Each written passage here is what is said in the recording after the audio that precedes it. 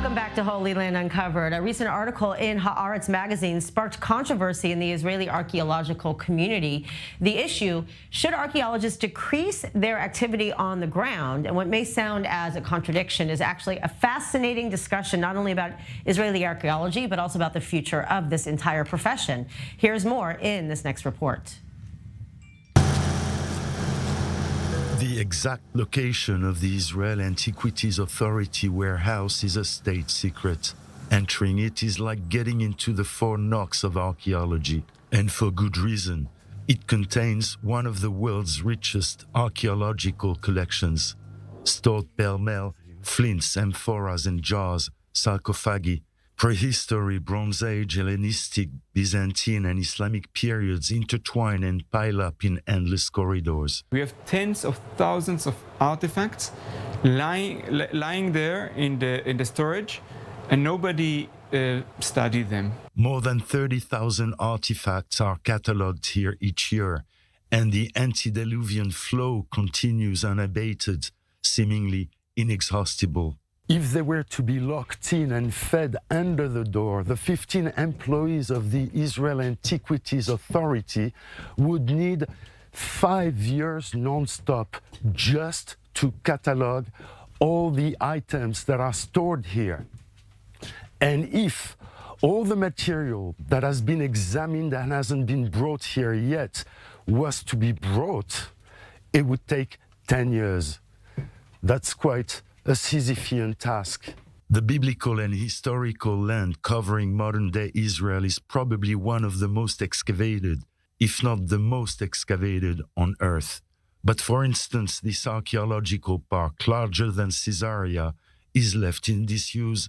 Not enough funds have been allocated to preserve the site. Located on the margins of the ancient Bet Shemesh Tel, or mound, a survey assesses the value of a potential archaeological site. Over 300 salvage excavations are carried out annually. The purpose of these rescue digs is to preserve the potential heritage threatened by land development works. Here, a highway, coupled with an interchange, is being built.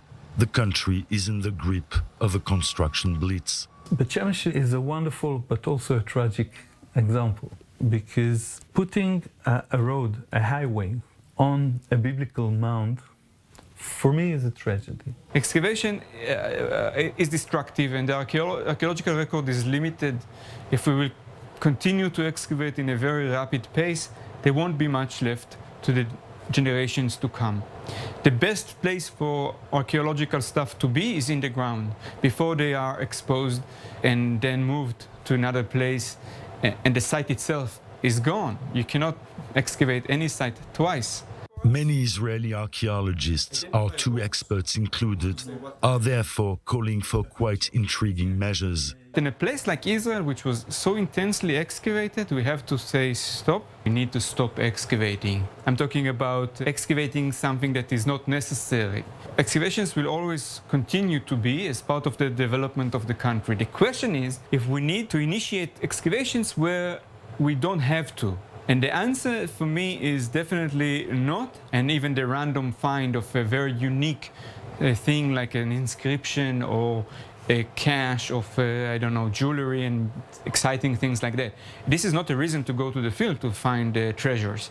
This is by chance. And this can happen in salvage excavations as well.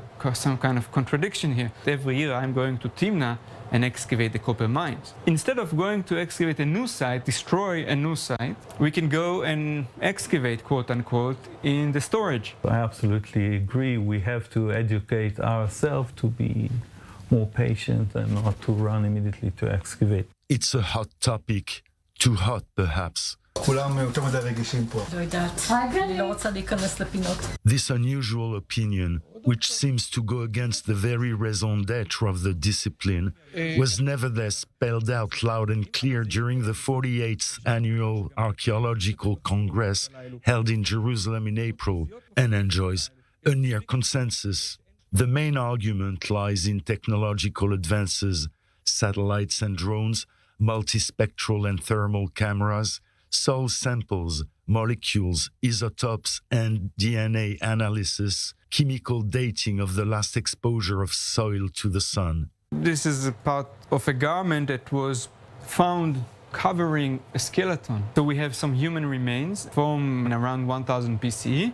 Most of the work is done in the lab. Now it's with the School of Medicine here. He had a knees problem. We can extract the DNA of the person who wore this garment. We're dealing now with microarchaeology. When we came back to Masada, we're not excavating, hundreds of meters. We took half a meter and made a trench and took all the material. We sieved all the material and discovered the archaeological remains of the plants that actually flourish there and blossom there. I don't need to imagine what wine King Herod was drinking. I know it. It was from 19 BC, a very good year. I know the vineyard. I know the name of the producer from south of Italy. The romance of archaeological expeditions a la Indiana Jones would therefore belong to a bygone era. Finding new things under the microscope can be the new Indiana Jones. The Indiana Jones of the 21st century. More lab work on already excavated materials. The resolution is getting better and better. I actually promise you it will be more exciting. We excavated in this region so much that we know there won't be big surprises. The surprises will come from the lab. The surprise could also arise from the warehouse. We can go back to the storage and analyze the artifacts. The insights will be not less important, if not more important, than just going back to the field and excavate another square in another site. There are two types of excavations in Israel: salvage project and academic excavation. Excavation by universities are only 5 to 6 or 7% of the archaeological work in Israel. What are you going to stop? You cannot stop the salvage project. If the storage room of the Israel Antiquity Authority are full with objects and they cannot process them, the solution is not to stop excavations. The solution is to add more manpower. So, to dig or not to dig, that's the question. Archaeologists seek the perfect balance, the one that allows the development of the country without treading on the past and leveling it with a bulldozer shovel. If you can keep the site untouched and go around it, above it, let it be. We have enough material. So, again, we're not calling for a stop in excavation. Yes, we need to minimize it, absolutely. When you're forced to excavate, then you can build an interchange above it west of Jerusalem. There's a site by the name of Moza. And a temple from the first temple period was found. And it is now under a bridge. With a good planning, we can actually save the future of the past, if you wish, and prevent unnecessary excavation that unfortunately every now and then will take place. Pierre Clochendler, I-24 News.